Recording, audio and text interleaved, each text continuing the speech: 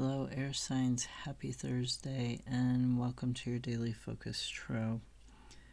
So today we have the King of Swords in reversed and the Fairy Light.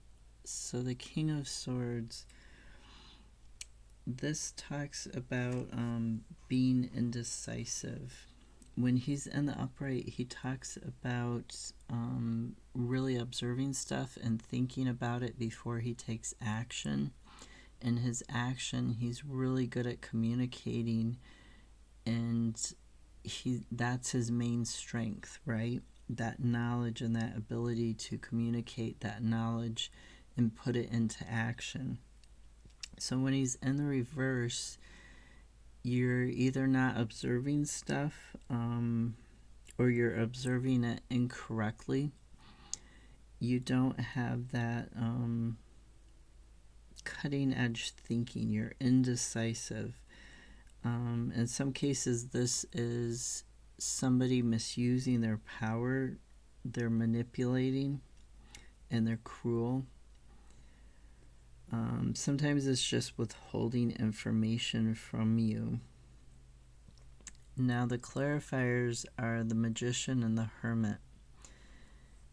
And the Hermit, if somebody is withholding information from you or abusing their power towards you, the Hermit, it talks about going within, and it talks about using your inner guidance, using your higher self.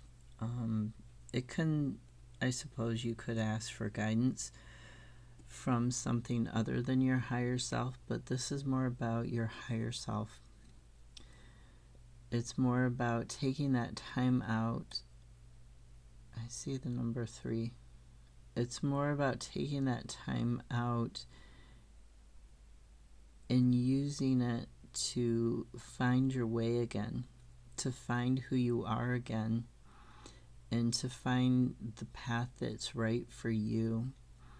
So if somebody's abusing their power towards you and manipulating you, and it's making you indecisive because of their manipulation, going within is going to help you figure out what to do, how to be true to yourself and loyal to yourself. The Magician, this talks about opening a doorway, a path, a new beginning.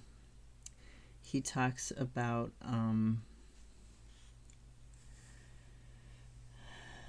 being able to concentrate because he has that connection between the spiritual and the physical, the emotional and the mental. He's got it all in balance, and now he can communicate what it is he wants accurately, so he can manifest it. He can take actions towards it. He uses that willpower to open that doorway.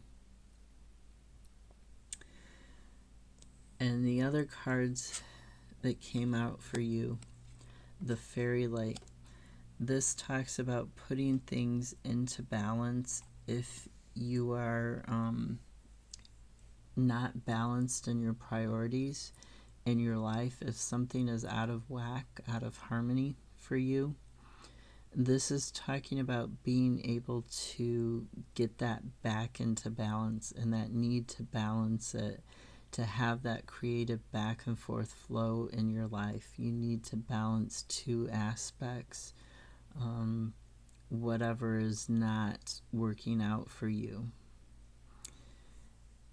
And because the Five of Wands is here, it has something, this particular Five of Wands I see is, fives are like tension and conflict. And this one is about something to do with your passion and your health in terms of competition. It's competition for material goals that affects you deeply on a conscious and unconscious level. It affects your soul, right? It kind of messes up your ability to communicate very clearly and in a healthy way. This competition does. And maybe it's not cutthroat yet, but it has that potential to become cutthroat. And so you're really trying to get that in balance, whatever this competition for whatever the competition is about. So at the bottom of the deck, in your unconscious, what's hidden from you, we have the moon, and here is the wolf that stands with the hermit on one side of the path, bookending it, just like the stones are bookending it. Solid and grounded versus movable, mutable, reliable, yes, but not, how do I want to say it? I'm not coming up with the right way to say it. So the echoing of the rocks, it's deliberate, because to find your path, you have to find that balance with the fairy light, with being able to alchemize and have stuff flowing back and forth in your life.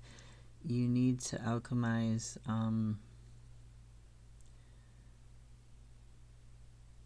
to find the middle of your path. You need to alchemize being part of the group versus being alone, being loyal to yourself or being loyal to the group. At what point do you take loyalty to yourself as a higher priority than loyalty to the group? And these waters are not calm, they're choppy. Well, they're not super choppy, but they're choppy, right? These emotions, these thoughts, this spiritual flowing is restless here.